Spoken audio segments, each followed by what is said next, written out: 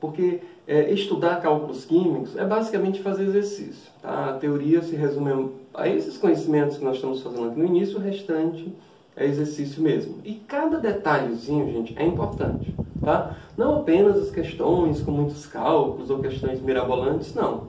Lembrem-se, o valor das pequenas coisas. Tá? No pequeno detalhe pode estar uma questão ou uma parte importante de uma questão aí de algum vestibular que vocês vão fazer ou mesmo do Enem. Tudo bem?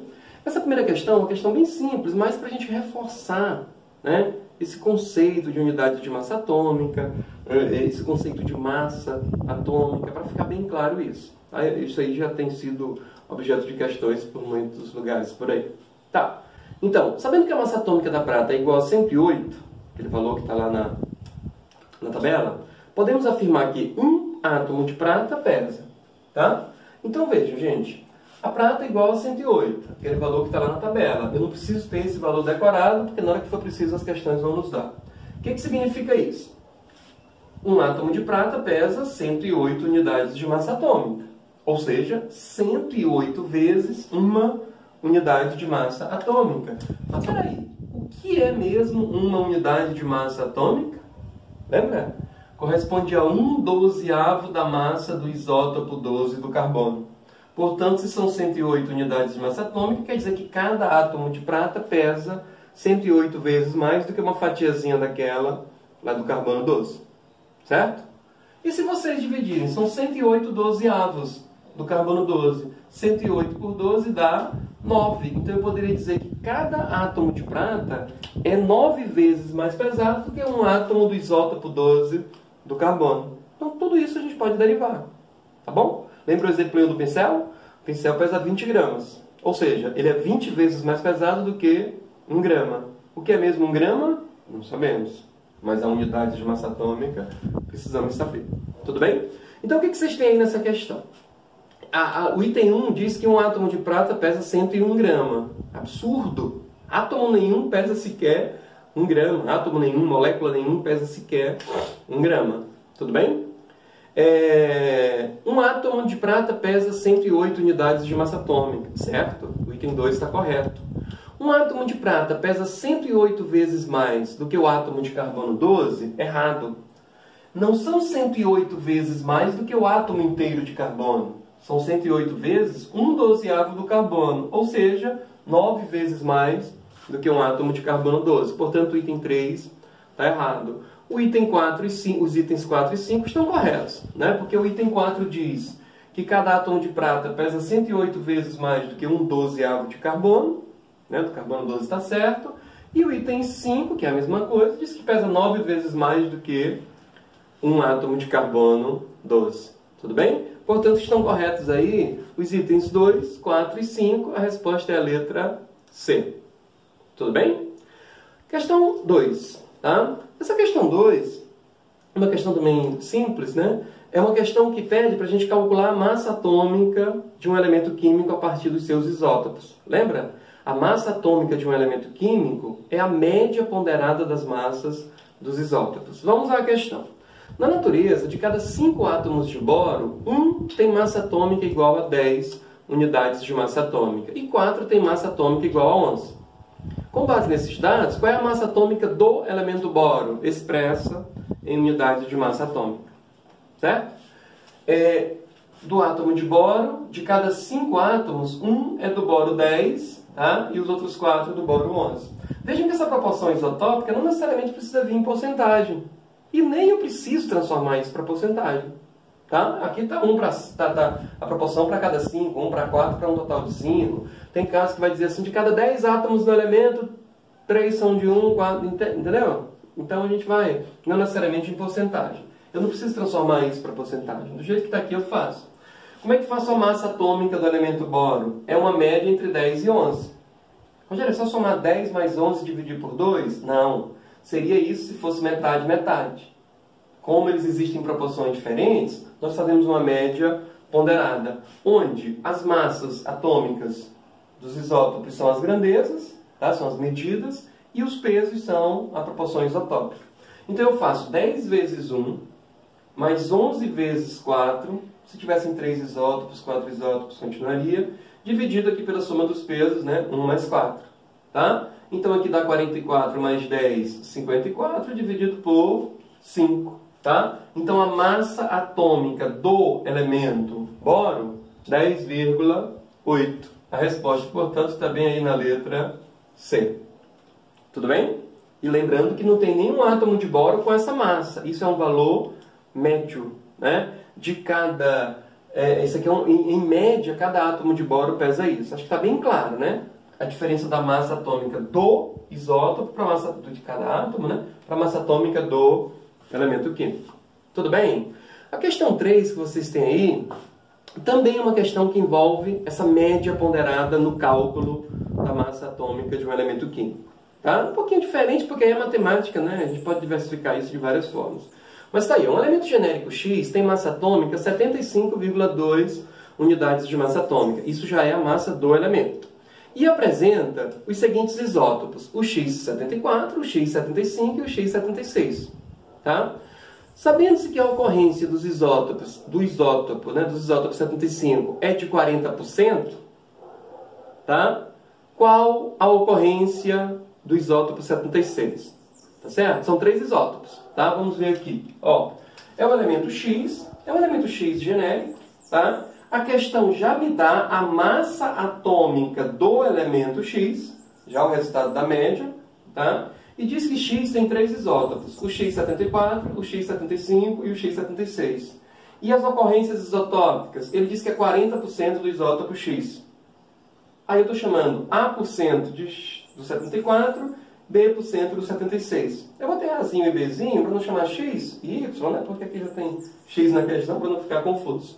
Tá? Quanto é que tem que dar a soma dessas 3 porcentagens? 100%.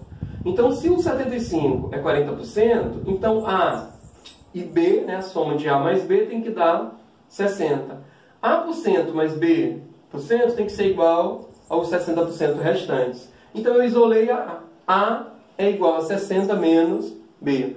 Guarda essa equaçãozinha aí. Tá? Vindo agora para a média. Tá? 75,2 é o resultado da média entre 74, 75 e 76. Foi só somar os 3 e dividir por 3? Não.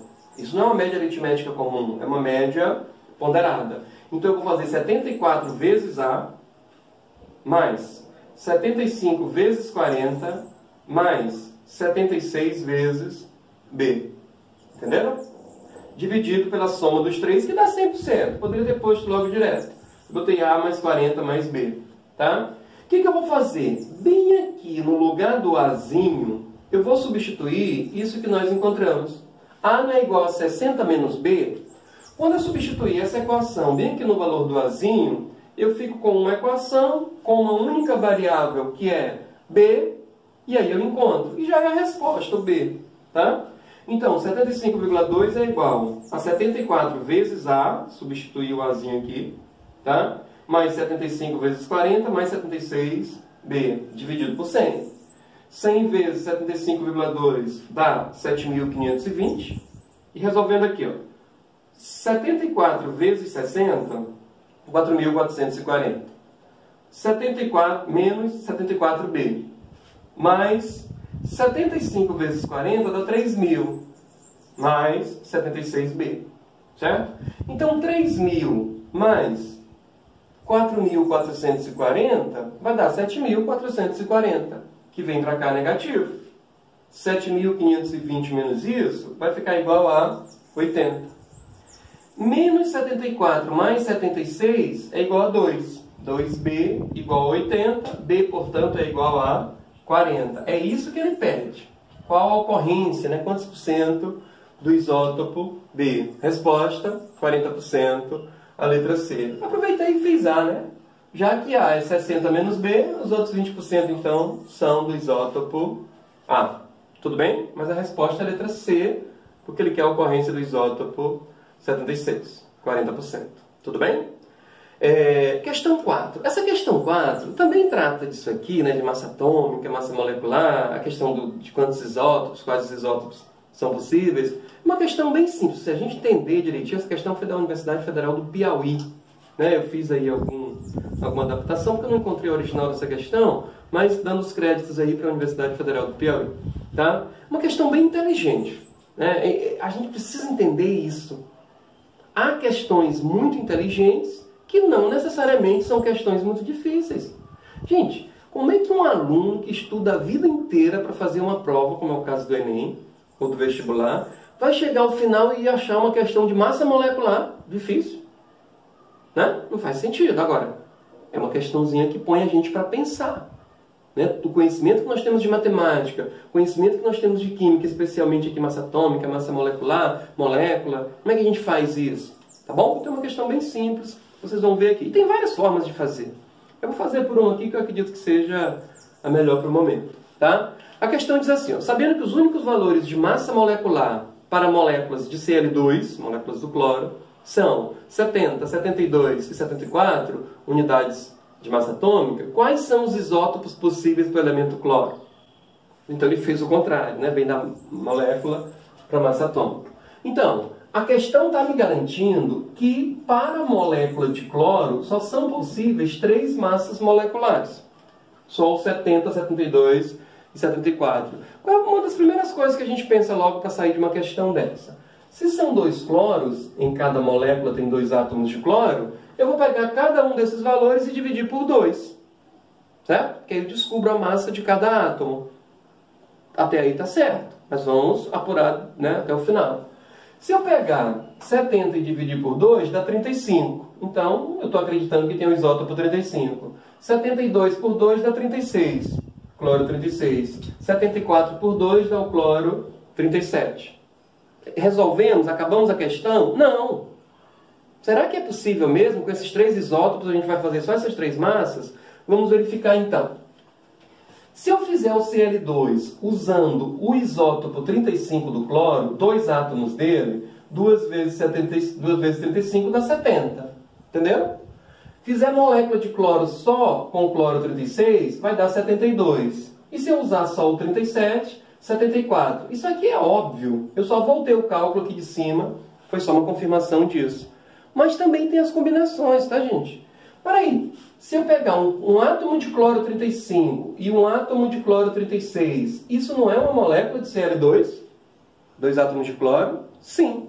Quanto daria essa massa? 35 mais 36, 71. Opa, esse valor bem aqui não é possível. Tá? Esse valor não é possível. Porque só pode ser 70, 72 e 74. Opa, tem alguma coisa aqui para nós criticarmos. Se eu pegar um cloro 35 com um cloro 37, isso é uma molécula de cloro, Cl2. A massa 72 é possível? Essa é possível. Se eu pegar um cloro 36 com cloro 37, quanto é que vai dar esse valor? 73. Isso não é um valor possível. Só são possíveis 70, 72 e 74. Entenderam? Então, peraí. Se eu preciso descartar a existência dessa molécula e preciso descartar a dessa, qual é o isótopo, então, que não deve existir? Muito bem, é o cloro 36. Portanto, não existe o cloro 36. Mas, Rogério, como que só 2 isótopos vai me dar esses 3 valores de massa? 70, 72 e 74. É, sim, possível. Tá? Eu vou cortar bem aqui de novo o 36 que não tem. Então, quais são? Ó, o cloro 35, se eu pegar 2 átomos do cloro 35, eu tenho 70. Se eu pegar 2 do 37, eu tenho a massa 74. E se eu pegar um de cada, eu tenho a massa 72. Entenderam? Portanto, quais os 2 isótopos do cloro que nós temos? O 35 e o 37. Tá? Por isso que a resposta de vocês, a resposta da questão de vocês está bem aí na letra C. Entenderam? Simples e inteligente. Tá? Uma questão que é bem simples. Massa molecular. Quem que vai achar uma questão de massa molecular difícil? Tá? Então, nós precisamos estudar os conteúdos todos e com todo carinho, com todo detalhe, com toda atenção. Tudo bem? E a quinta questão, uma questão que eu mesmo organizei, só para valorizar um pouquinho aqui o assunto, e dizer para vocês que essa parte de cálculos químicos que nós estamos estudando, ela se espalha, ela se dilui em toda a química. tá? Tanto na química geral, como na físico-química, como na química orgânica, como em qualquer assunto dessas divisões da química, tá? Vejam aí, a partir da análise de 1 mol de moléculas de água, podemos concluir que há. Então, em 1 mol de moléculas de água, há o quê? 3 átomos no total. Aqui eu quero que vocês fiquem bem espertos. Olha, quando eu digo assim, tá aqui a molécula de água. Em uma molécula de água, eu tenho 2 átomos de hidrogênio e 1 átomo de oxigênio. Isso está certo. Certo? Em uma molécula, 3 átomos. Mas aí no enunciado não é uma molécula, e sim um mol. Gente, quando eu digo em 1 mol de moléculas, na verdade eu estou multiplicando essa quantidade aqui de cima por 600 sextilhões. Certo? Essa quantidade de cima, uma única molécula, uma moleculinha. Essa de baixo, 6 vezes 10 elevado a 23 mais. 6 vezes 10 elevado a 23 vezes mais. Está percebendo? Então, se em cada molécula tem 3 átomos, em 1 mol de moléculas nós teremos 3 mols de átomos. Ou seja, 3 vezes esse valor. 18 vezes 10 elevado a 23 átomos. Certo? Então, em 1 mol de moléculas de água, nós temos 2 mols de átomos de hidrogênio e 2 mols de átomo de oxigênio, fazendo um total de 3 mols, não de 3 átomos. Por isso que está errada a letra A.